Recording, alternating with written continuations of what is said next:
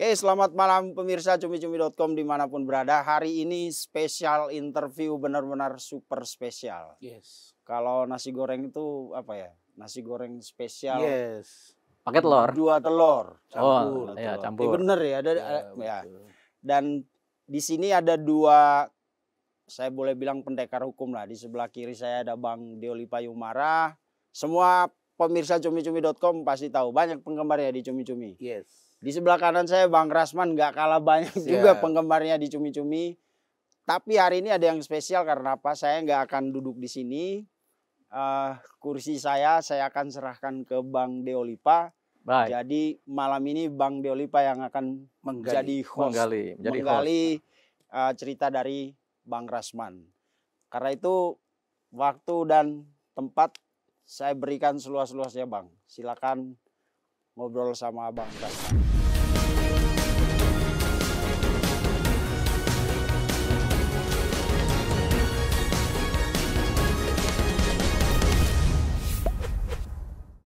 Ya, Bang Rasman. Ya. Ini kan Bang Rasman ini pengacara hebat ini. Nah, terkenal lagi ini kan. Kalau boleh dibilang nih sama kayak Bang Hotman Paris ya. Cuman ini kan persoalannya Bang Rasman sama Bang Hotman ini berantem aja kerjanya nih. Kita juga kalau ngeliat juga pusing juga kepala kita nih. Tapi apakah ini dinikmati gimana Bang Rasman ini berantemnya ini Bang? Ya, terima kasih Adinda Deolipa. Saya first time nih bertemu Adinda. Warawiri di YouTube, di TV dan lain sebagainya. Betul, saya perhati ini orang nyentrik juga. Ternyata orangnya ganteng dan berpenampilan nyentrik, dan ya saya bangga bisa bertemu Adinda di sini dan mudah-mudahan jadi silaturahim untuk yang pertama sampai berikutnya. Saya jujur ya, pada saat sekarang ini kalau dibilang sudah beritanya ini sudah tidak berhenti. Selama Februari 2022 sampai Juli 2025. Persis ini 40 bulan. 3 tahun 4 bulan. Ini apa nih 3 tahun 4 bulan ini? Berantemnya pertempuran ini. Pertempuran. Pertempuran ini yang tidak ada habisnya.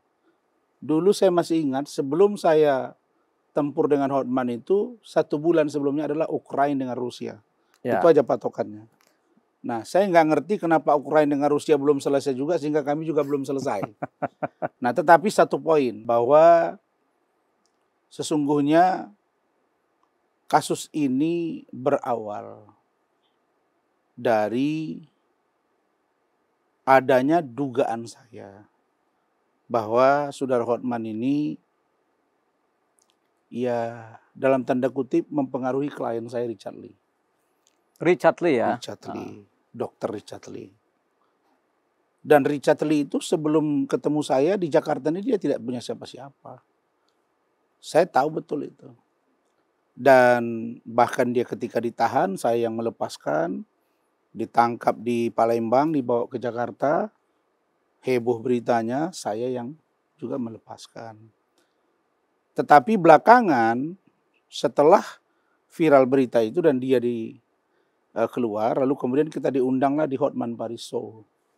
Jadi yang diundang nih siapa Bang Rasman? Saya dengan si Richard Lee. Richard Lee. Jadi Bang Hotman undang Bang Rasman ini? Yes, di acara Hotman Paris Show. Tahun berapa itu Bang? Tahun 2022. 2022 ya? Yes. Awal-awal tahun itu ya? Iya, kalau nggak salah saya di sekitaran Januari awal. Ya, awal tahun lah ya. Ya, karena sesungguhnya saya dengan Hotman Paris ini berteman. Ya. Berteman, bahkan pembukaan Holy Wing dia di Medan saya diundang, saya datang dengan keluarga. Nah, pada saat itu saya mulai curiga, kok tiba-tiba ada postingan dari Richard Lee. Mereka lagi makan malam. Tapi feeling kan nggak bisa berbohong. Ya, kan? Ini postingan Richard Lee dengan siapa nih Bang? Dengan Hotman. Bang Richard Lee dengan Hotman. Makan malam. Makan malam. Ya, diposting tuh. Diposting. Di mana? Di medsos. Ya, Pak. Saya banyak belajar dengan pengacara gitu-gitulah Richard. Ya, kan. ceritanya begitu ya. Tapi kan feeling nurani kan nggak bisa dihindari ya. Ya. Saya berpikir ada apa ini orang itu. Lalu kemudian saya chat lah Bang Hotman.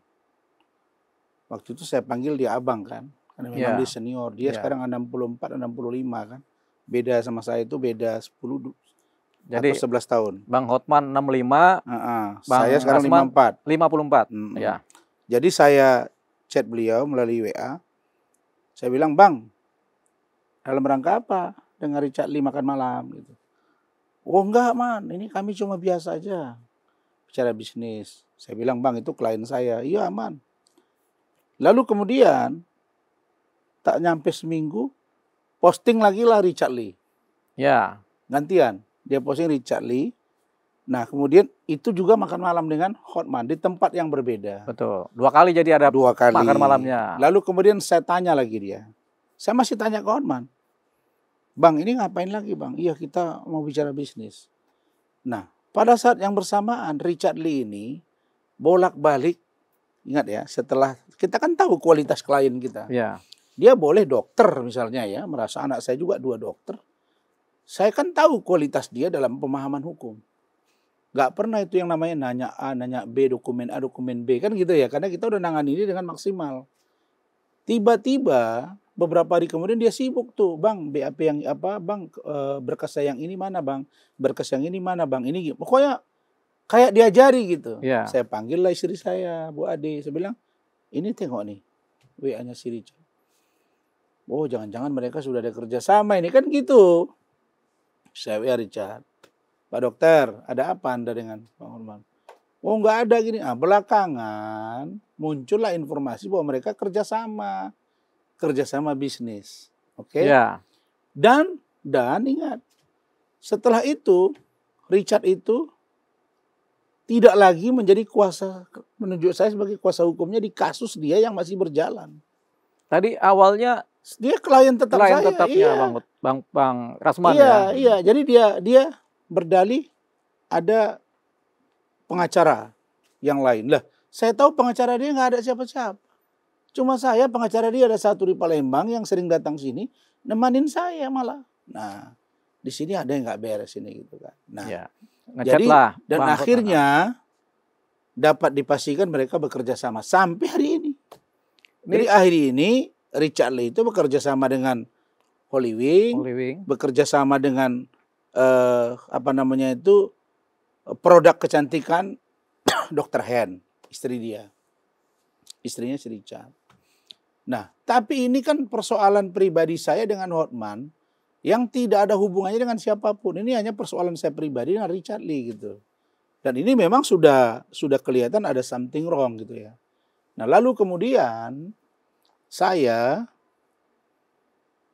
entah bagaimana dapat informasi rame di media ada masalah Hotman dengan seorang perempuan yang katanya asprinya nomor 9 yang bernama Putri Iklima Aprilia. Iklima Kim. Ya. Dihubungkan oleh wartawan ke saya. Bang ini ada seorang perempuan udah rame di berita nih bang. Dia butuh pengacara nih kayaknya dilecehin gitu. Nah saya panggil asisten. Coba cari tahu nih gitu. Terjadi komunikasi. Saya ceritakan apa adanya. Ketemulah dengan saya. Saya bawa ke Grand Cafe Hotel Grand Hyatt. Itu kan tahu semua orang. Ya. Kelasnya itu kelas bintang 5+ dan tidak mungkin kita memaksa orang di situ untuk tanda tangan lah. Nggak mungkin, itu tempat terbuka. Ya. Lalu kemudian pertama kali ketemu dia menangis. Terus dia suruh asistennya waktu itu Ibu Bunda Widya. Lalu kemudian Bunda Widya pergi ke meja yang lain, lalu kami ngobrol. Terus dia bilang, bang, kayaknya hari ini mood aku belum enak ya. Ya udah kalau kamu belum mau bercerita, ya udah tunggu aja. Nanti kita ngobrol lagi gitu kan. Nah lalu kemudian dia pun pergi. Selesai kita makan lah di situ ya. Semua itu saya fasilitasi. Lalu kemudian beberapa hari kemudian kami kontak-kontakan. Ya. Janjian lagi di tempat yang sama di Grand Cafe atau Grand Hyatt. Grand Hyatt lagi. Iya. Ngobrol. Nah, begitu ngomong berdua, kemudian manajernya suruh pergi. Dia nggak mau kedengaran sama manajernya. Dia bilang udah kita aja ngomong, bang. Ngomonglah kami di situ. Empat mata nih berdua nih. Nah, adapun managing partner di kantor saya waktu itu, Abdul Hadi, wakil managing maksud saya, dia sebelah-sebelahan ke sana sama aspri saya, sama ajudan, sama sopir di situ. Ya, menjauh lah ya, beda tempat ya. Kami ngobrol. Dia cerita lah bahwa dia mengaku 2 kali dalam mobil, 1 kali di apartemen mall, 1 kali di club. Jadi ada 4 kali nih. 4 kali. Ini keterangan dia ini diperkuatnya dengan data-data melalui chattingan. Ya. Yang chattingan itu ya secara telanjang terang memang ada menyebut kata-kata. Pokoknya yang semuanya itu mengarah kepada tanda kutip seksual harassment. Seksual. Nah, terus Iklimani bercerita bagaimana di dalam mobil itu seperti apa diperlakukan gitu kan. Ya. Ditarik, dipaksa, di sini. Pokoknya gitulah. Dalam mobil. Saya bilang, loh mobilnya kan Alphard. Saya bilang, oh iya bang, di Alphard yang Lexusnya, yang kursi itu cuma 2. Dan itu tertutup, ada kacanya gitu kan. Ya, oh ada gordennya gitu. juga Ya. itu. Jadi nggak kelihatan ke depan. Dan di depan belakang tuh cuma 2 seat aja. Ya. Sehingga udah lebih lapang gitu. Nah, oh begitu ya, diceritain semua. Dalam mobil apa, di apartemen segala macam. Ya sudah. Nah, pendek cerita, setelah dia cerita itu, ya bentar ya Kim, saya panggilnya Kim kan. Saya rapat dulu dengan tim saya. Saya panggillah Abdul Hadi, managing partner, wakil managing partner. Saya panggillah Gusti, saya panggillah ada Marida Raja Gugu, tim saya. Kami duduk. Pindah kursi. Ini kasusnya. Gimana nih menurut kalian? Kita bedah dulu lah. Teman-teman, oh ini masuk nih Pak. Ini pelecehan ini kan gitu. Ya. Nah, sebentar, saya hubungi dulu ahli bahasa. Waktu itu saya hubungilah salah satu ahli bahasa. Saya ceritakan gini, oh bisa itu Pak. Maka klub akhirnya, ya udah gimana kita buat kuasa. Oke, bilang sama si Kelima, Kim, ini bisa nggak? Kamu kalau kita buat kuasa gimana? Oh siap bang, buat. Dibuatlah surat kuasa di situ juga. Tanda tangan. Surat kuasa itu dikerjai di hotel itu. Terus kemudian tanda tangan itu. Tanda naik ke atas, tanda tangan 2 surat kuasa khusus. Ya. 1 penerima kuasa murni dari kantor saya buat 3 orang. Dari yang lain itu ada 5 sampai 6 orang. Ya. 2 tanda tangan plus 1 surat pernyataan bahwa keterangannya itu benar. Karena feeling saya waktu itu jangan-jangan anaknya nanti belok ini kan gitu. Ya. Ini tanda tangan pernyataan. Nah, clear kan? Lalu kemudian dia bilang, bang kita preskon dong. Ya udah preskon, tunggu ya. Besoknya dia chatting saya, bang, abang follow dong IG aku. Kata si Ikliman. Iya, ada buktinya. Lalu kemudian, bang, kayaknya si HP, kan dia kalau di handphone disebut HP Hotman Paris. Ya. Bang, kayaknya si HP udah menciut. Bagaimana planning kita? Kayaknya diupload dulu deh. Kan setelah dia tanda tangan kuasa, baru kemudian kita buat video bersama di situ dan mengatakan dia klien saya. Kita belum sebut nama si HPH di situ. Nah, jadi saya suruh upload lah itu dan sekaligus undangan untuk preskon. Dalam hal ini dugaan pelecehan seksual kan begitu. Ya. Itulah yang terjadi. Nah, pada waktu kita preskon itu dia tidak membantah. Nah, tiba-tiba Hotman melaporkan. Entah bagaimana si cewek ini didekati atau bagaimana saya nggak tahu, tiba-tiba 1,5 bulan kemudian cabut kuasa ke saya. Mana ceritanya lain, bilang kawin lah katanya saya suruh dia. Ini sekarang, oh ini orang nggak beres ini. Itu dasarnya. Jadi sampai akhirnya dibawa ke Mabes Polri. Dan di Mabes Polri itu dia mengatakan tidak pernah beri kuasa. Dia mengatakan tidak pernah mengatakan dilecehkan. Lah, kata itu karangan saya, makanya naik perkara ini. Ya. Nah di persidangan kemarin, saya persingkat. Di persidangan kemarin, dia nangis, bahkan dia teriak, aduh saya trauma. Kenapa lu trauma? Saya bilang. Kan di dalam BAP Hotman dia mengatakan di BAP itu. Ada BAP Hotman. Tuhan itu kan adil. Apa dia bilang? Ketika kami sepakat untuk jadian. Ini BAP Hotman loh. Ya. Maka kami sepakat untuk di Moi apartemen. Kata BAP-nya Hotman. Di situ Hotman sangat kecewa. Kenapa Iklim Hakim keras. Tidak sesuai dengan aslinya. Adinda kan pengacara. Kira-kira dia tahu dari mana itu keras itu. Emang bos mangka apa? Sepakat. Ya. Linear dengan ceritanya Kim. Ya. Jadi mungkin sudah berkecamuk begini karena informasi yang saya dapat sepertinya Ikliman ini dipengaruhi kan. Betul. Selama ini, oh you tenang aja, nggak mungkin, you akan aman, Rasman yang tersangka, Rasman yang masuk penjara, kau tenang. Ditengoknya pertarungan ini kita gas selalu pertanyaan tahan dia. Terakhir dia buka mulut. Dia bilang, benar ada sesuatu terjadi terhadap saya. Tapi saya nggak bisa bercerita di sini. Dia pun langsung nangis. Ini di persidangan Di persidangan. Kapan tuh persidangan yang terakhir? Kami kan sudah persidangan 6 bulan. 6 bulan. Ah. Tapi saya bilang, nanti saya akan hadirkan dari Kementerian PPA. Asisten Deputi Kementerian Pemberdayaan Perempuan Perlindungan Anak. Ibu Ica Margaret Robin. Itu orang lurus itu. Apa keterangan dari Ibu Ice ini di persidangan itu?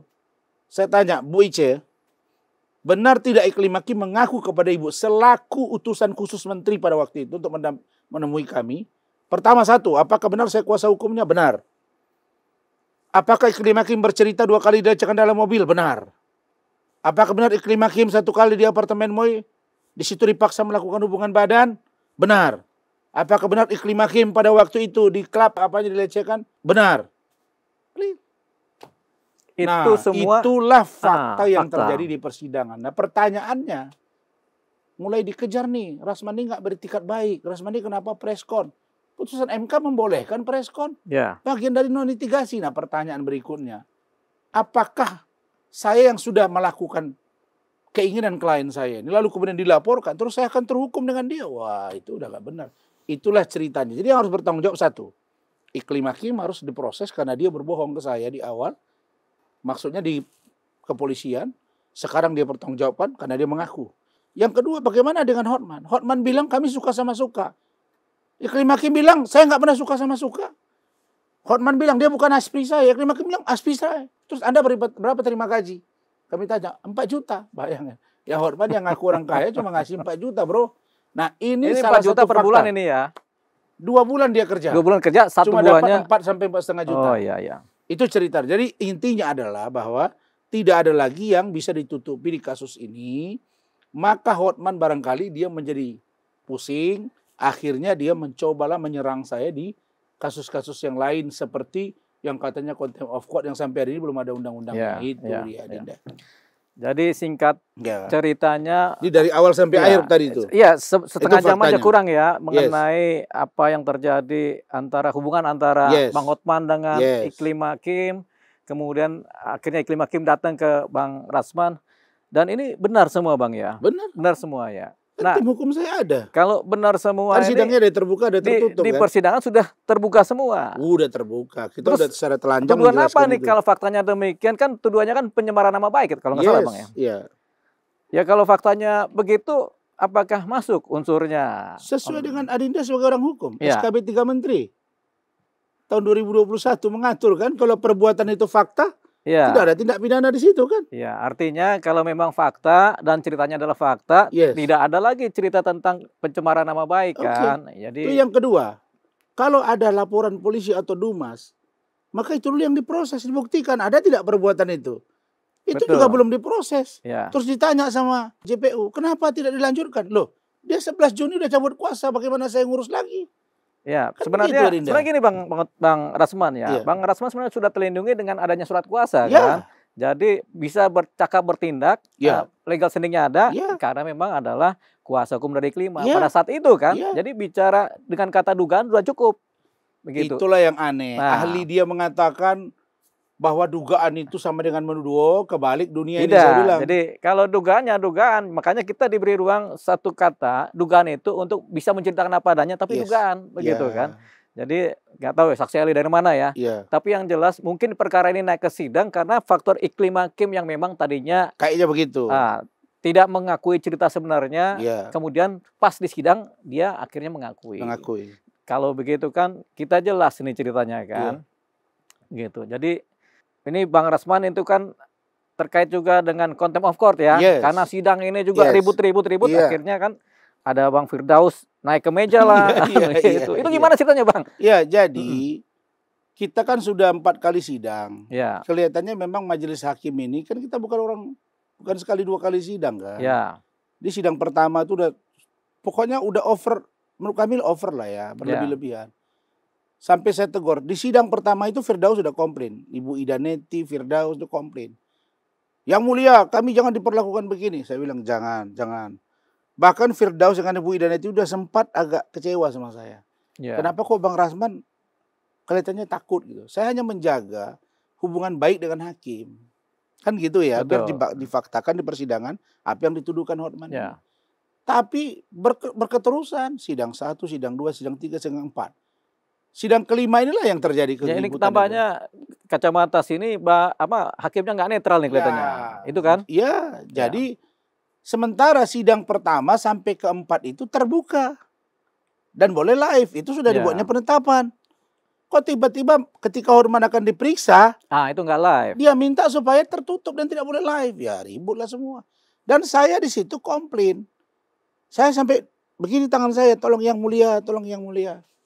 Oh nggak mau, dipaksain, disokor dia pergi. Ributlah itu. Saya datangi Hotman, saya bukan mukul Hotman, saya pegang baunya. Hotman, kau kan bilang bahwa saya mau nikahi dia istri ke-8. Kata Iklima, kau dia. Sekarang kita buka-bukaan di sini. Itu aja saya omongi. Nah, karena sudah rame begitu, kan sidangnya juga udah selesai. Betul. Maksudnya udah diskor. Ya. Hakim udah pergi. Ya. Nah, lalu kemudian karena udah rame, mungkin terkejut ini si Adinda Firdaus naik ke meja dia. Ya. Tapi setelah diberitahu jaksa turun, dia turun lagi. Nah, pertanyaannya, ini kan terjadi, siapa penyebabnya? Kan ada hakim. Kenapa kok Firdaus langsung dibekukan basnya? Ya. Saya dibekukan basnya. Saya kan bukan pengacara di situ, saya kan terdakwa. Ya. Kenapa pula saya dibekukan basnya? Jadi abang komplain nih ke Mahkamah Agung. Iya, saya udah kirim surat, tapi Ya. saya percaya nanti itu juga akan selesai dengan pasti dengan sendirinya. selesai lah. Karena saya tidak berada di posisi sebagai lawyer. Saya sebagai terdakwa. Yang kedua, klausul pertimbangan di situ katanya saya dibekukan itu mengacu pada surat DPP KAI 2022. 15 Juli 2022. Saya 13 Juli 2022 udah mundur. Saya udah pindah ke Pradi Bersatu. Ada suratnya. Masa surat pengusulan saya 2022 bulan Juli, terus perbuatan saya 6 Februari 2025, itu dijadikan pertimbangan untuk membekukan saya. Kacau. Bagaimana kalau saya udah meninggal dunia sebelum itu? Artinya seperti mereka udah tahu, udahlah kita pecat dia sekarang. Ya. Walaupun dia udah mundur, nanti 2005 kita berhentiin dia. Apa begitu? Apa Tuhan mereka? Kan enggak. Nah, artinya betul. Ini yang saya katakan tadi, kita pendekar hukum ini Adinda. Ya. Hakim, pengacara, ya kan? Kemudian polisi, jaksa, polisi. Mbok, terapkanlah hukum itu dengan benar. Karena kalau masalah penjara dan tidak penjara itu urusan Allah itu. Dan saya tidak pernah was-was dengan itu. Tetapi yang penting bagi saya hukum tegak lurus. Jangan kena pesanan, jangan. Yang paling aneh Adinda, sudah diganti 2 majelis hakim. Ibu Sofia itu hasil rapim. Diganti juga salah satunya lagi Pak Dian. Ya. Semua udah pada proses pindah yang lain. Karena 1 bulan jangka waktu ini sudah 2 bulan, tidak pindah. Rupanya disuruh masuk lagi karena lupa mereka ditunjukkan surat. Karena kami minta mana suratnya. Di situ disebut dari Badan Peradilan Umum. Surat Hotman Paris. Meminta supaya mereka jangan dipindah dulu. Pindah dulu. Kan berarti ada apa dengan Hotman? Kan gitu. Saya katakan maka Pak Prabowo, Bapak Presiden yang sedang menegakkan hukum. Bahkan koruptor dibabat habis. Kenapa di kasus ini menurut saya jangan sampai ada pembiaran. Jangan dibiarkan si Hotman itu teriak-teriak terus. Oh sebentar-sebentar kirim foto video di Instagram dengan Pak Prabowo. Klien saya. Ya, saya nggak pernah lihat tuh dia 2014 bela Pak Prabowo. Saya pasang badan 2014 Pak Prabowo Hatta itu ada semua tahu semua. 2019 saya ke timnya Pak Jokowi Ma'ruf. Ya. Tapi 2019 itu Pak Prabowo bergabung ke kabinetnya Pak Jokowi kan. Dan kita udah sangat happy dengan itu karena mereka udah berteman. 2024 saya mendukung lagi. Nah, jadi Hotman ini kan menunjukkan sekarang itu mantan klien saya ini. Inilah yang seolah-olah dijualnya gitu. Walaupun menurut saya ini nggak baik. Karena itu Bapak Presiden harus mengingatkan yang bersangkutan. Dan jangan sampai ada penegak hukum yang sepertinya takut sama dia. Ya. Saya ini tidak pernah berpikir takut. Yang saya hanya ingatkan satu, Hotman, kita ini udah sama-sama berumur ya. Saya juga udah 54 berumur lah ya. Dia 65 berumur. Dia. Oke. Saya hanya mau bilang satu. Kalau Hotman selama ini menganggap Rasman itu bukan siapa-siapa. Rasman itu bukan level gua. Dia tidak penting, dia bukan siapa-siapa. Tapi kok tiap hari posting Rasman gitu. Rasanya dia nggak bisa tidur tanpa mikirin Rasman. Nah, saya hanya takut nanti kalau dia ini terjadi sesuatu ingatnya Rasman. Nah, sementara saya nggak ingat dia. Nah, jadi saya minta Hotman udah hentikan itu. Hentikan itu karena nggak ada guna. Karena kau bilang aku tidak mikirin Rasman. Tapi di wawancara media dengan Instagrammu Rasman. Dipanggil polisi, Rasman. Oh ini akan naik sidik nanti tersangka. Lah, yang melapor pengadilan, kok kau yang sibuk? Urus saja kasus ini. Nah, kalau dia memang merasa dijago ilmu hukum, ya debat datang sini. Datang dari cumi-cumi seperti interview. Udah, Dinda yang hostnya. Kita bedah satu kasus. Contoh. Apa? Kita mau bedah kasus apa nih? Kasusnya dugaan masalah laptop. Misalnya di Kejagung kan? Nah, ayo. Sini kita bedah sama-sama. Dia kan tadinya megang si Nadiem Makarim, belakangan saya lihat nggak lagi. Dia kan begitu, kalau udah tahu dia, mana tahu ya, kalau udah dilihatnya mungkin ada sesuatu nanti dengan calon klien nih, takut dia kalah lagi seperti Budi Said, ya seperti Tidi Minahasa gitu. Jadi kalau kita ini udahlah air mengalir aja. Menurut saya Hotman, kau selalu bilang Rasman, tapi kau mempopulerkan saya setiap hari, yang rugi kau.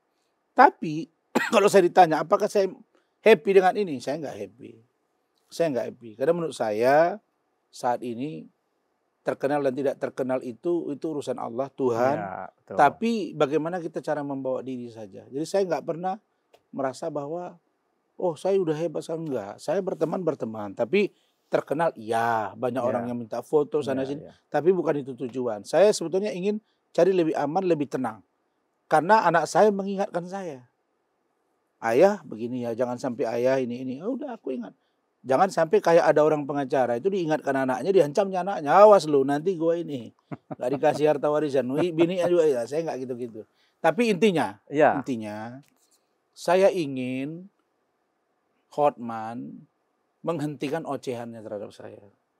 Karena ini permintaan Bang Rasman ini ya. Tidak berguna dan hanya akan merendahkan dia. Adapun kasus di Bareskrim Mabespori contempt of court itu belum ada undang-undangnya. Bagaimana mengenakan 335 ke saya? Pengancaman dengan kekerasan. Pengancaman dengan kekerasan itu udah saya lihat. Bagaimana terminologi bahasa Indonesianya itu pengancaman dengan tendangan, paksaan, pukulan. Kalau kalimat saya bunuh kau, saya matikan kau, nggak ada. Itu semuanya normal. Oh dibilang penguasa, dia bukan bagian dari penguasa. Penguasa itu eksekutif. Dia itu di situ menguasai sebagai seorang hakim, ya. Tapi itu debatable. Nah ini yang digoreng-goreng sekarang.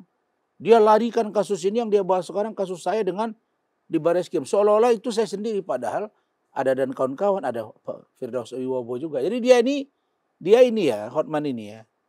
Coba kalian ingat, dulu dia mengejek Bang Otto Hasibuan. Masih ada jejak digitalnya. Kasus Jessica, ingat nggak pengacaranya siapa? Kan ada dia ngomong gitu. Ma Farhat juga. Nah sekarang dia datang ke Otto, bilang, wah kita ini sama-sama orang Batak merantau. Bang Otto tuh nelpon saya dari Amerika. Dia bilang waktu itu, Dinda lawan Hotman. Ada. Bang Hotman Sitompul juga almarhum juga ngomong ke saya. Jadi udahlah itu. Bagi saya, oh ternyata Hotman ini datang ke Bang Otto ya gitu kan. Nyerah juga kau kan gitu. Kalau saya gengsi saya itu. Tapi dalam urusan ini udah, kalau memang kau merasa saya pengacara nomor 1, saya orang hebat, ya udah kau makan aja. Kalau kau hebat menurut kau, ya hebatlah kau. Kalau kau nomor 1 lah kau menurut kau. Menurut orang lain ya lain lagi. Betul. Kalau saya berprinsip, kan dia bilang saya nggak akan ganggu kau. Yang ganggu kau, ya aku yang ganggu kau siapa? Aku nggak pernah ganggu kau. Kau berhubungan dengan klien saya tanya, wajar dong. Saya nggak maki-maki dia kok. Lalu kemudian ada perempuan datang ke saya. Enggak, saya udah bilang di wawancara pertama, tidak ada kepentingan pribadi sini. Tidak ada konflik of interest. Ini urusan pure, murni masalah iklim hakim. Itu saja. Tapi dia ini kan sekarang greget. Kenapa? Malu dia udah terungkap. Harusnya dia marah ke Iklima, bukan ke saya. Itu. Begitu, Adinda. Ya, jadi semua terungkap di persidangan kemarin ya, beberapa kali sidang ya. Sampai tadi. Sampai tadi juga terungkap juga. Masih sidang ke-22 ini. Jadi lanjut hari Selasa depan. Tampaknya nih majelis hakim bagaimana nih setelah melihat ada fakta-fakta baru yang terbuka ini. Kalau hakim fair, kalau hakim benar-benar menegakkan hukum demi keadilan, ya harusnya saya bebas. Dan mereka itu sekarang tinggal 2 aja saya lihat apanya. Pertahanan mereka. 1, saya ada mengatakan bahwa diduga Hotman Paris ini ada kelainan seksual. Apakah dibutuhkan dulu pendapat ahli baru kita omongin. Itu kan bukan urusan kita. Ya. Yang cerita ke kita kan klien. Bang, begini-gini loh bang. Jadi menurut kamu, ya ini orang ada kelainan nih bang. Abang sampein aja ke media. Ya kita omongin. Masa saya harus cari dulu ahli? Ini ya kan ini pengakuan klien kan ya. Enggak? Ini kan pengakuan klien. Ya. Nah kalimat ini dipotong seolah-olah nggak ada diduga. Kan lucu. Nah ini dalam persidangan terbuka nih Bang Rasman. Ada terbuka, ada tertutup. Enggak, maksudnya disampaikan juga bahwa sudah ini disampaikan. Pengakuan klien kan? Sudah saya dan seluruh postingan saya atas permintaan Hotman si Iklima. Saya nggak ngerti dulu Instagram ini, saya belum begitu paham kali. Dia itu. Nah sekarang, kenapa saya bilang Hotman, kau tuh jangan jadi orang bodoh, saya juga jangan orang bodoh. Kita ini diadu oleh satu perempuan yang bernama Iklima Hakim. Kan begitu. Katanya Hotman melecehkan dia, katanya saya mau nikahi dia. Nah tapi dia sekarang, Hotman juga yang cerita di persidangan, dia bilang anak ini sekarang punya pacar, sampai ulang tahun bawa mahal ini. Kemudian dapat hadiah 1,5 miliar. Itu Hotman yang bercerita. Nah sekarang saya tanya, yang untung siapa? Dari persoalannya, ya Iklima. Untung dalam pengertian public opini, mungkin punya teman jadi terkenal. Ya. Tapi keuntungan materi, kami dua menurut saya rugi. Saya rugi. Nah makanya saya bilang, di kasus ini harusnya Iklima Hakim yang harus bertanggung jawab. Ya. Bukan saya. Ini Bang Rasman ya. Dan kalau saya ditahan atau diproses hukum, ini menjadi persoalan serius bagi pengacara. Nanti kan ada banding kan, ada kasasi. Dinda Deolipa Yumara bisa bantulah untuk nanti di banding atau nanti pembuatan pledoi. Ya. Jadi gini Bang Rasman, ini kan kita kalau lihat dari tendensi persidangan ya. Iya. Karena ini dugaan, kemudian ada kuasa, kemudian ada kuasa kan dari Iklima Hakim kan, kemudian juga surat pernyataan. Ada surat pernyataan, kemudian semua materi juga datangnya dari Iklima Hakim kan. Berarti kemudian sekarang juga mengakui itu kan.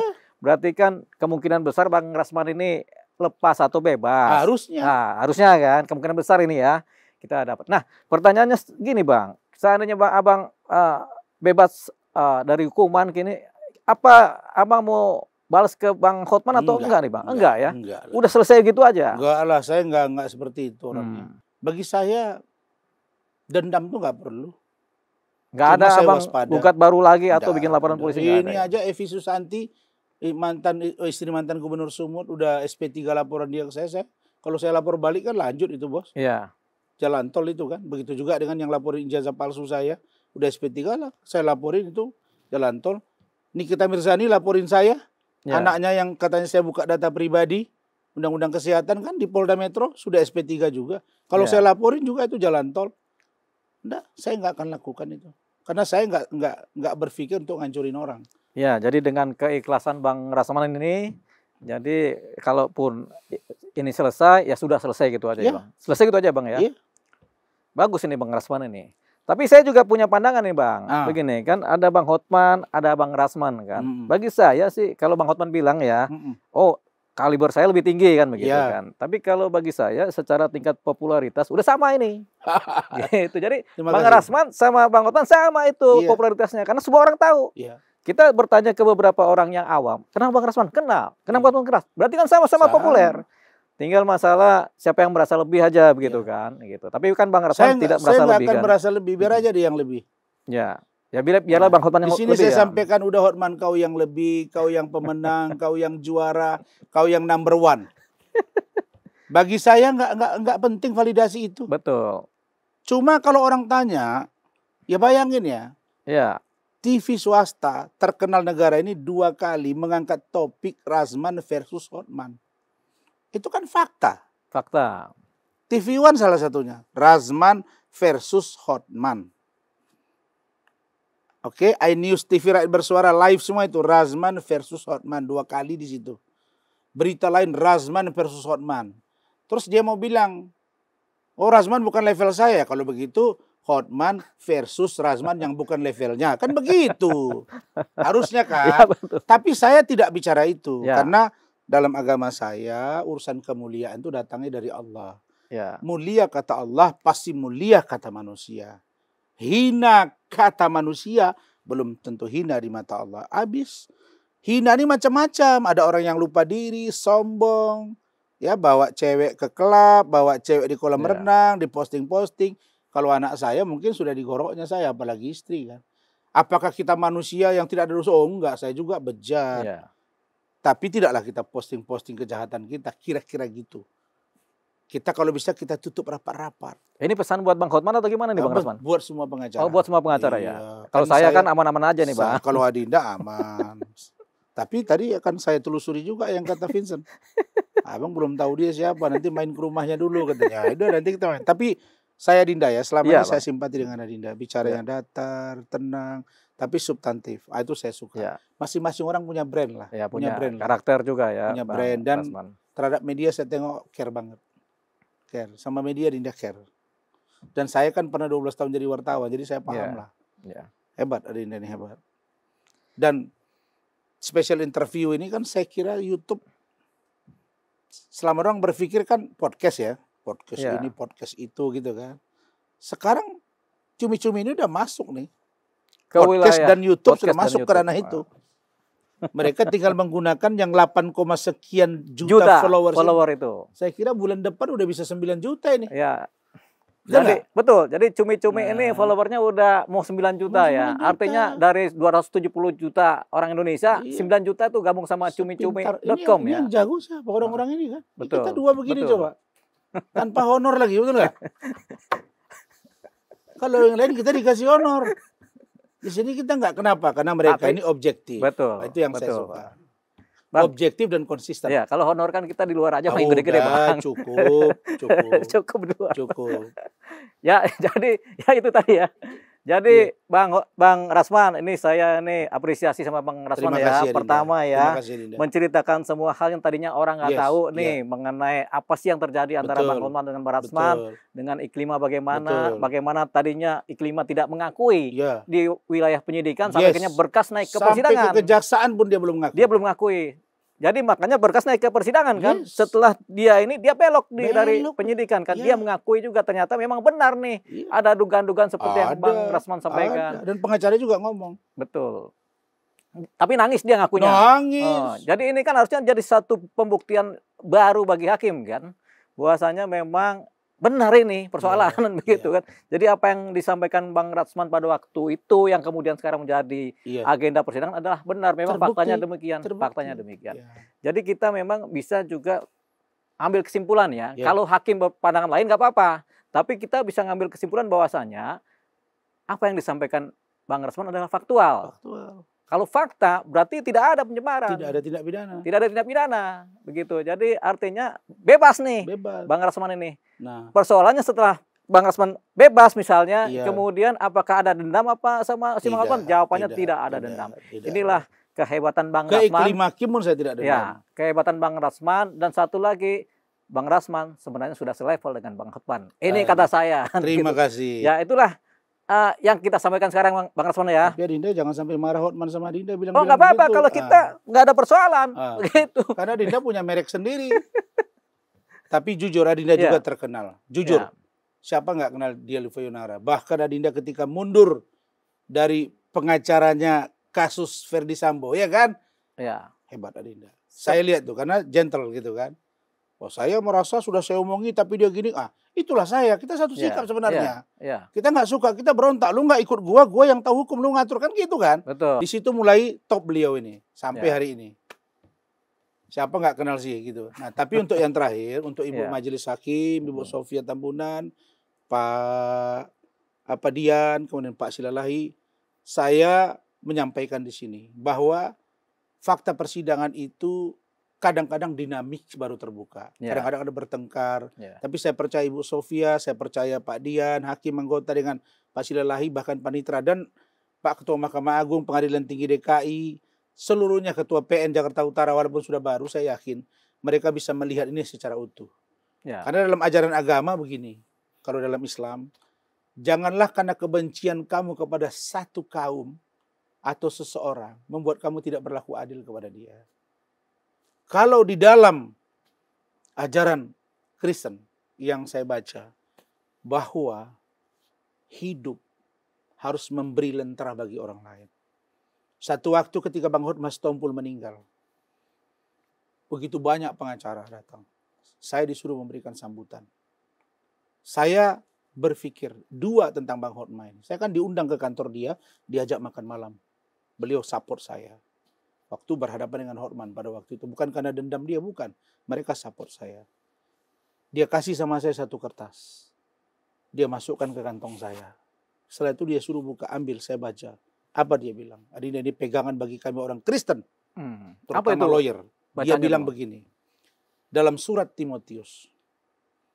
Ketika Rasul Paulus memberitahu kepada muridnya Timotius bahwa orang baik tidak akan pernah terkena bencana, tapi orang fasik pasti celaka.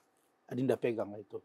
Dan ketika beliau meninggal dunia, dia bilang, maaf, ketika dia meninggal dunia saya dengar di situ ada ceramah rohani dari pendeta bahwa bagi orang Kristen harus paham, hidup ini kan harus dipertanggungjawabkan. Kita mau kaya hari ini, kita mau hebat, mau banyak istri, mau banyak harta, Lamborghini kayak, Lamborghini kayak. Ya. Kalau udah mati, itu akan tinggal semua. Karena sesungguhnya, apa disebut oleh pendeta itu? Bahwa hidup untuk Kristus. Dan mati adalah keberuntungan. Anda berhasil nggak beruntung ketika Anda menjadi mati? Ketika mati. Saya pegang itu. Ya. Jadi, dalam ajaran agama manapun bahwa hindarilah kesombongan.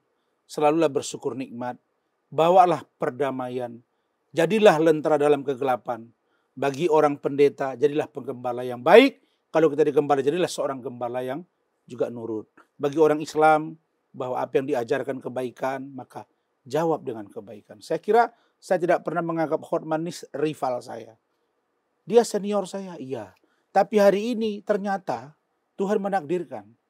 Saya kok kayaknya hampir nempel sama dia dekatnya, kira-kira gitu. Ya. Nah, kalau dia nggak terima ini jangan salahkan saya. Karena Tuhan mengatakan bahwa ketika kamu bekerja keras, maka kamu akan mendapatkan hasil.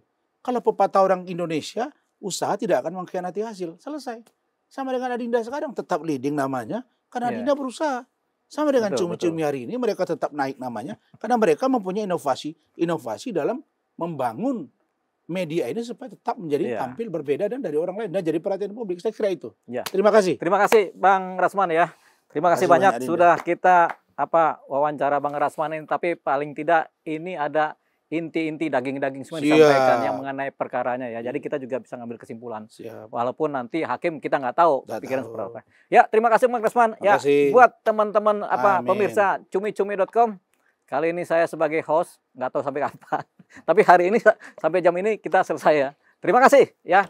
Saya lanjutkan, mudah-mudahan saya juga nanti akan diminta juga menjadi host di acara cumi-cumi.com. Sepertinya cumi-cumi.com special interview ini akan menghadirkan para lawyer yang sudah punya nama di kalangan Indonesia. Betul. Dan kita mau saja ya. Betul. Kenapa? Karena orangnya baik-baik. Karena pemberitaannya seimbang. Betul. Karena konsisten. Betul. Berita itu nggak pernah hari ini beritakan B, besok berita lain muncul, dia hilang. Ya. Tapi dia konsisten mengawal pemberitaan. Saya kira ini tidak semua media mau. Demikian, terima kasih. Saya ucapkan terima kasih buat Cumi-Cumi. Adinda Dwi Lupayunara. Selamat ya, sukses juga ya. Sama-sama Bang. Sekali lagi. Thank you. Sip.